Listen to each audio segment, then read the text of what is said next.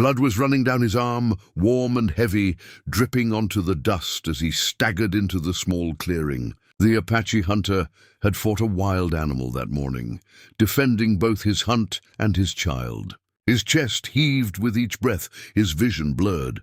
But one thing remained sharp: the face of the little girl hiding behind him, wide eyes filled with fear. He had survived battles, hunts, and ambushes, but this wound was different. It was deep, tearing, and threatened to steal from him the only thing he could not lose. The hunter knew he could fight pain, but he could not fight death alone. That was when she appeared, the woman who was never meant to be a part of his world. If you believe in kindness, second chances, and the power of human connection, make sure to like, comment, share, and subscribe to The Gentle Truth so that more people can discover stories that touch the heart and stir the soul.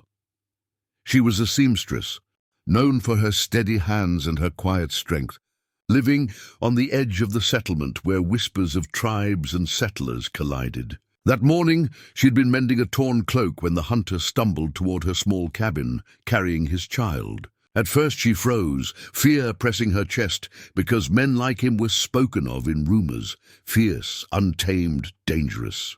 But then she saw the child, clinging to his leg with tiny fingers trembling, her eyes swollen with tears. Compassion broke through fear, and without thinking, the seamstress stepped forward. She guided him inside, lit her lamp, and spread out her cloth and needle, the only tool she had. The wound was angry, red, and deep. She stitched it slowly, her hands steady even as her heart pounded.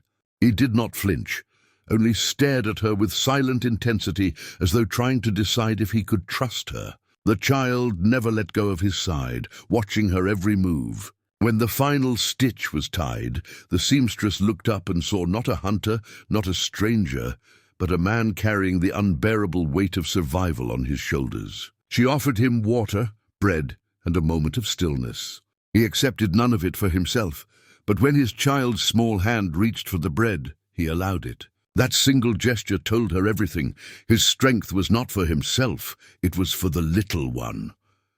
Over the next 3 days, the hunter returned. At first, it was for the wound. She cleaned it carefully, changed the bindings, and watched the red fade into healing.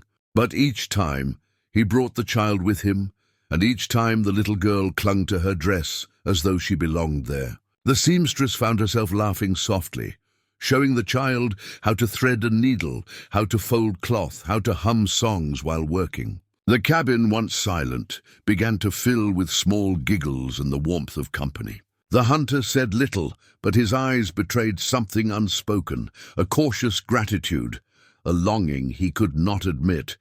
But the world was not kind to them. Whispers spread quickly in the settlement. A woman seen with an Apache hunter, giving him shelter, offering him care, allowing his child into her home.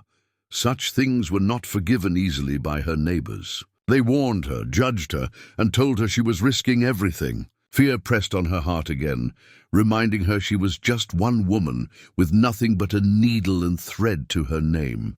Yet every time she thought of stepping away, she saw the child's fragile arms wrapped around her waist, refusing to let go, and she knew she could not turn her back.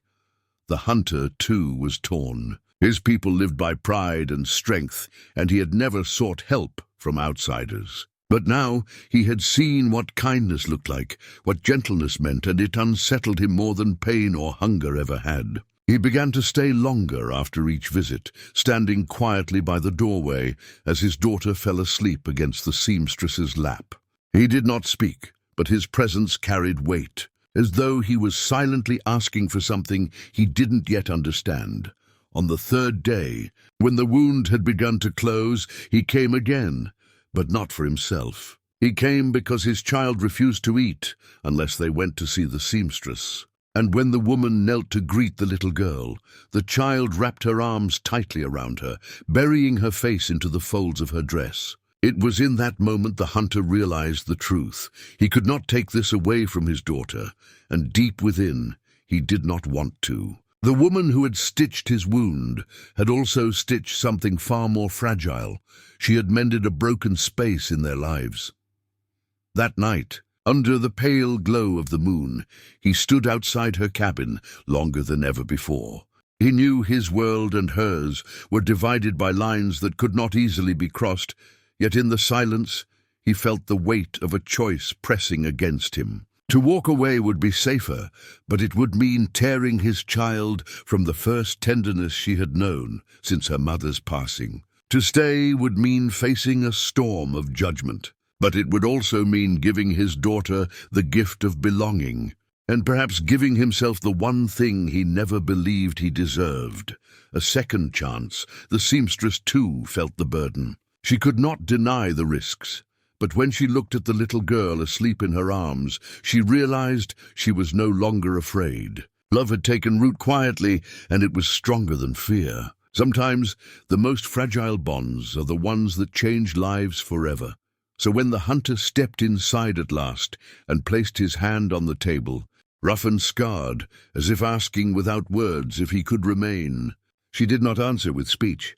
She simply held the child closer and looked into his eyes, and in that quiet exchange, everything was decided. If this story touched your heart, I ask you with sincerity, please like, share, and subscribe to The Gentle Truth. These stories live because of your support, and together we can spread messages of love, courage, and second chances. And before we end, I have a special request. Drop a comment below and tell us what this story meant to you. Did it remind you of kindness you've seen, of love that heals, of wounds that only compassion can close? Your words matter, and your voice keeps this community alive.